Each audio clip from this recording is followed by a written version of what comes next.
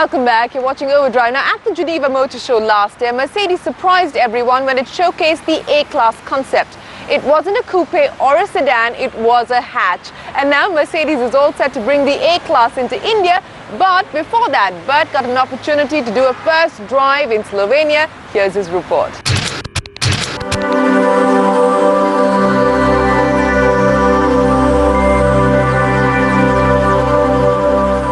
This is the all-new Mercedes-Benz A-Class, and it's a very, very important car for Mercedes because it's a key volume segment player.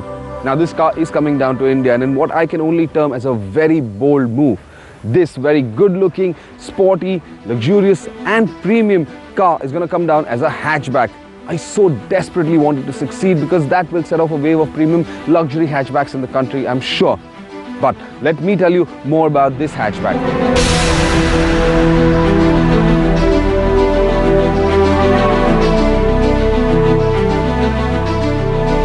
So the new A-Class has a very striking design, but the one question that's going to be asked is, where's the diamond grille that we saw at the motor show? Where's that fantastic pincushion grille?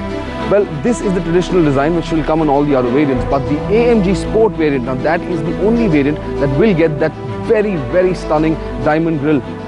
As for the rest of the car, well, it's a fantastically designed car. It's got a nice low slung stance, crouches very low, looks very dynamic. But here's one bit of a problem. I'm going to take my hat off for that.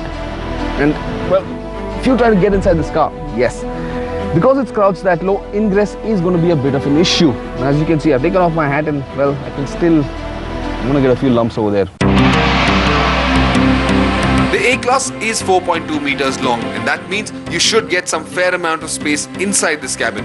However, it isn't very wide, and there is this thick transmission tunnel that starts all the way from the dashboard and goes right into the rear cabin area.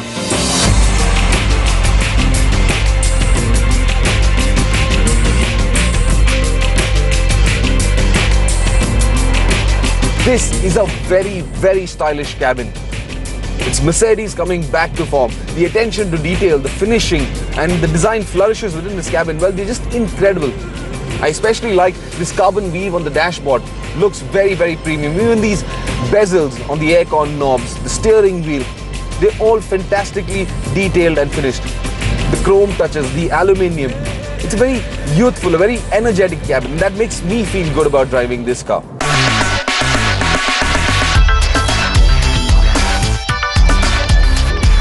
Now the thing about the A-Class is, well, it's a remarkably designed, well-designed car. It's very stylish, very good-looking, but that's where it draws the line. It doesn't take innovation to the next level. For instance, its closest competitor, the A3, which I drove very recently, well, that's a whole new ball game. It's got these fantastic aircon vents which can either focus or diffuse the airflow. In the A-Class, these aircon vents, well, they just look good. There's absolutely nothing innovative about them. They just throw air at you.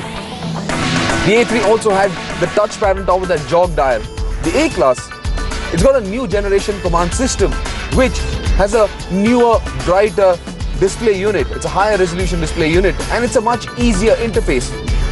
But it just does not take things to a whole new level. Globally, there's a choice of both petrol and diesel engines for this car. But the one that matters the most to us is the diesel motor, which is coming down to India. It's the 200 CDI. It's got a 1.8-litre direct injection 4-cylinder engine. It makes 136 horsepower and 300 Nm of max torque. It is a very strong performer. It's also a highly fuel-efficient engine. Mercedes claims about 18 kilometers per litre, but the most remarkable aspect about this car is its refinement. That is traditional Mercedes. It's a smooth, an extremely smooth and effortless performer. You are going to appreciate the kind of smoothness, the lack of noise. This engine actually feels like a petrol at times. And that is the one aspect you're going to appreciate a lot. It's a very nice steering, especially at parking speeds. But as the speeds increase, the weight on the steering increases. At speed, the steering makes this car feel very precise, articulate and very stable. The suspension uses a McPherson setup at the front and it's got a multi-link at the rear. Now there are several aluminium components thrown in just to keep the unsprung weight low.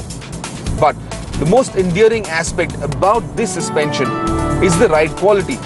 Like any other Mercedes, this is a very comfortable car to drive. The suspension irons out almost every bump on the roads, and that is one aspect you're going to appreciate a lot. But what the A-Class also adds to its equation is a very dynamic character.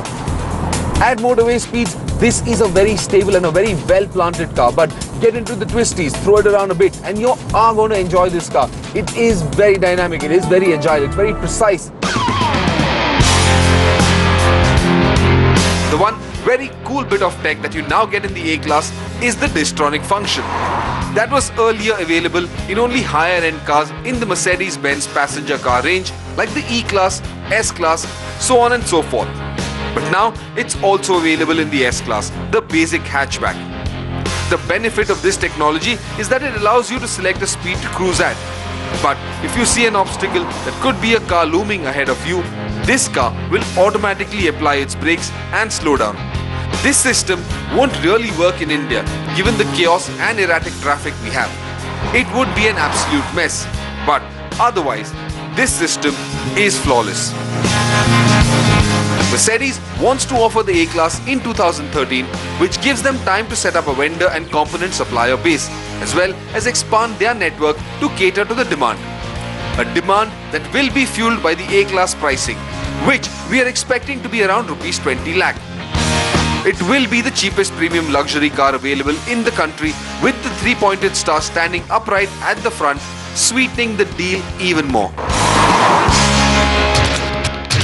Well, with the A-Class, Mercedes will be able to plug a lot of the gaps that it has in its Indian portfolio, and of course not to mention the B-Class, which comes in early next month. But is this going to be enough for Mercedes to reclaim lost ground? Remember, it's struggling at the number 3 slot. But on that note, it is time for us to wrap up Overdrive. As always, catch the highlights of our show on our YouTube channel. Stay in touch with us on Facebook and Twitter. Till next week, from the entire team, goodbye and thanks for watching.